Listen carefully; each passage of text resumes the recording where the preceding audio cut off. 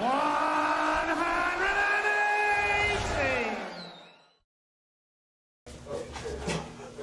Luke, congratulations through here at Madison Square Garden.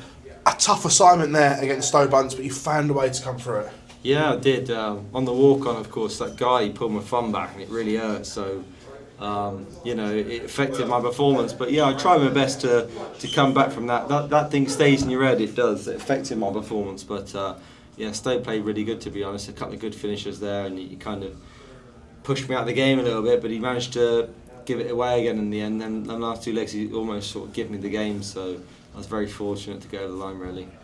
Look, in the games like that we're seeing the North Americans get better and better. We've seen a couple of upsets.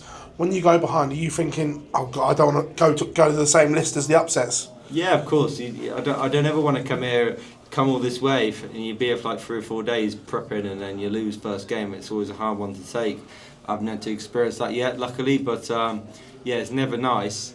But I knew Stowe was one of the toughest draws, so I knew I was in for a tough one, and apart from that last 2 legs, I thought he played really well. He was really solid.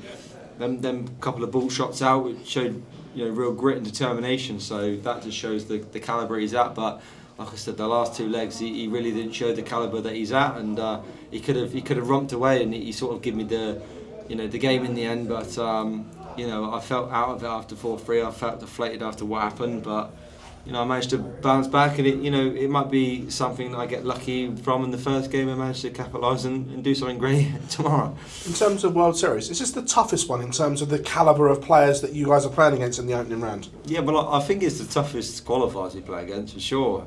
I think this one was definitely the toughest genre of Americans and Canadians on the CDC that we've had to play against so far. Yeah, for sure. I think you see Jason Brandon played really well, and Danny Lorby played really well, and Stowe played really well there against me, and and then Lannon's going to give Michael a game. So I hope he does. I'm sure he will. But I think there's definitely one of the hardest we've had to come against so far. I think the only person you're missing is probably Alex Spellman. He's a really, really great player. So we're like really, really close to having the best of the best here right now.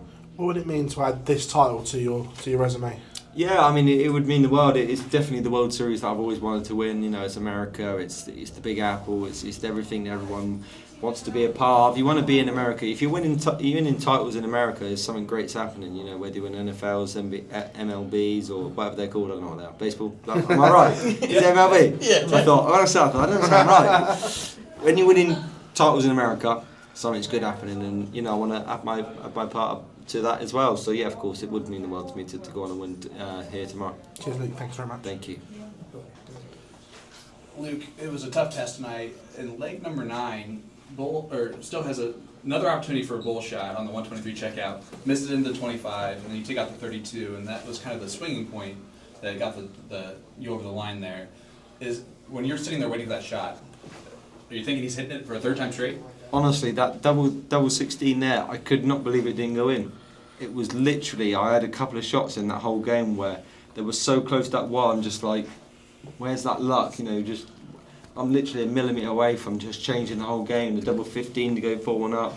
I just didn't have that little bit of rub of the green where things were just dropping in for me in certain moments. So of course I felt that ball's always going to go because nothing was going my way, and it was close, I think. So I knew I had to hit that, and then of course when I went that 32, the first dart I hit the wire again. I'm thinking, oh my God, it just really ain't my night, is it really? And then when it went, I'm thinking, okay, now my chance. And the last 2 legs were really poor from us both, but I think what was on the line really showed there was a lot of pressure darts. And on the first night here, you're trying to get to night 2. That's really the goal. What do you do to prepare tomorrow for tomorrow night?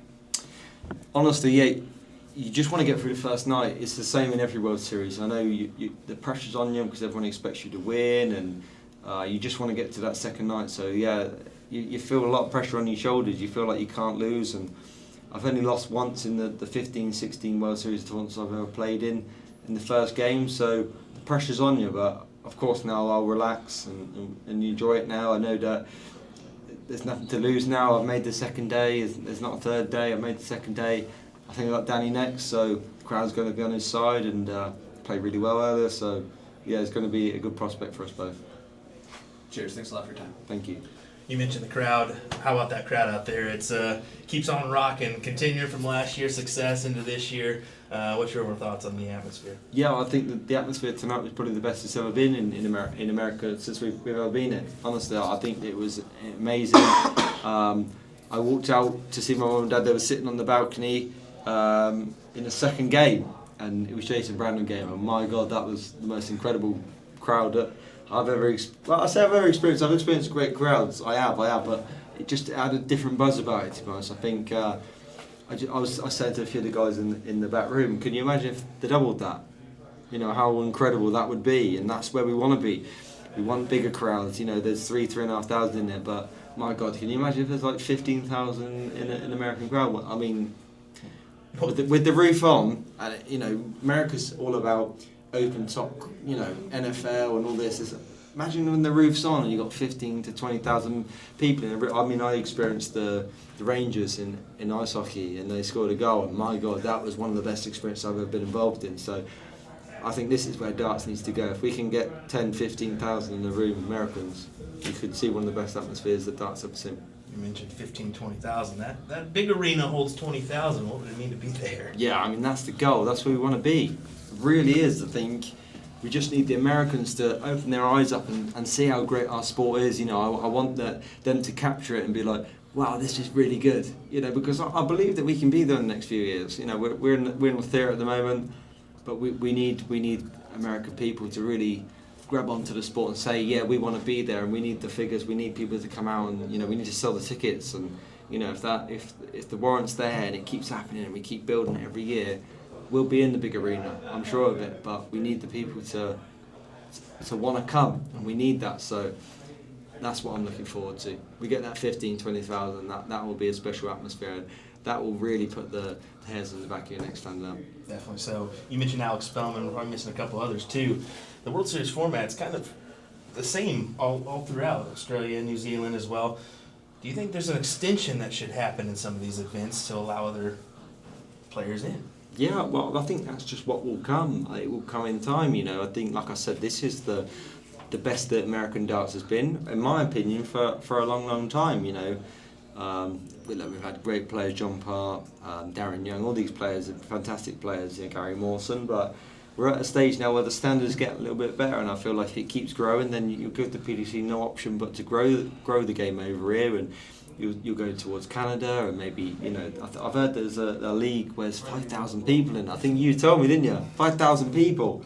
You know, that's bigger leagues than what we have in the UK. So, you know, that's an opportunity there to do more in America. So yeah, we're up for it. We just need the people to be involved, and we need the fans here, and we need everyone to really be involved and really look forward to having us here. Because if they do, then we'll come more. That's a 5,000 state tournament, by yeah. the way. That's you told me, didn't you? That's crazy, isn't it? Yeah. Yeah, it is crazy because there's bigger numbers than what we get.